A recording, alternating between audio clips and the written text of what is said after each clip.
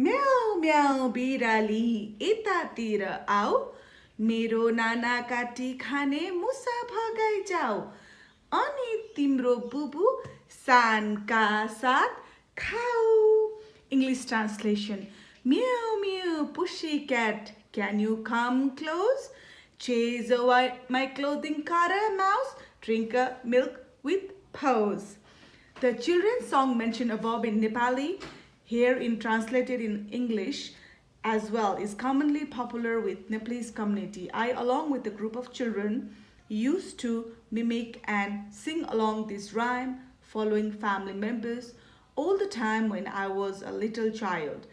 Even nowadays when I heard this rhyme sung by someone, I recall my childhood memories. This rhymes helps me encounter with literacy in two ways.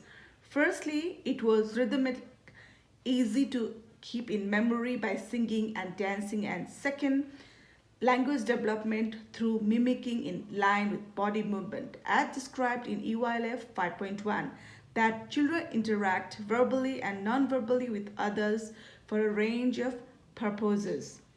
I have taken these excerpt from how to encourage literacy in young children and beyond, which informs that literacy involves meaning making with materials that humans use to communicate, be that visual, written, spoken, song, or drawn.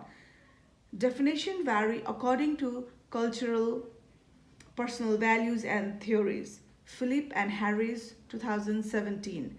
How I developed my language and literacy is quite interesting.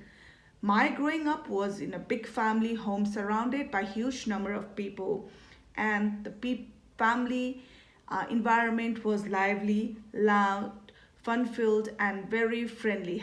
Whenever we had a family function, our older family members used to perform lots of ethnic songs in tuning with musical instruments.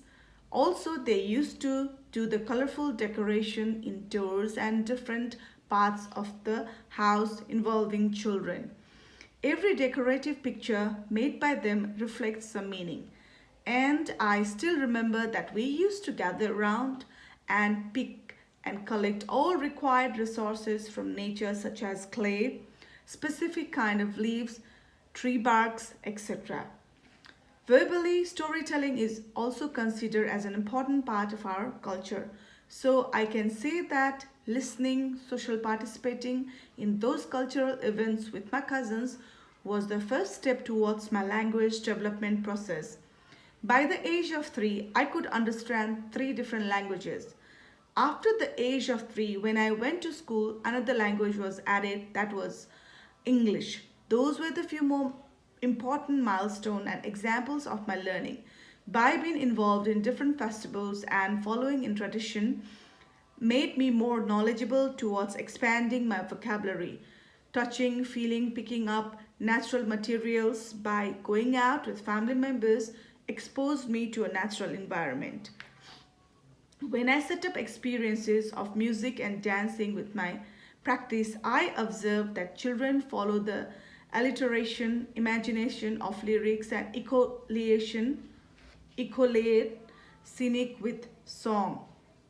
On the basis of my personal experience, theoretical knowledge and professional practice, I found that children of different socio-cultural background can learn effectively in a social group and develop their languages and literacy skills initially by following the anagomination of sound. Philosophers suggested that learning is complex, ongoing task the entire life might not be sufficient as it is kind of journey to eternity.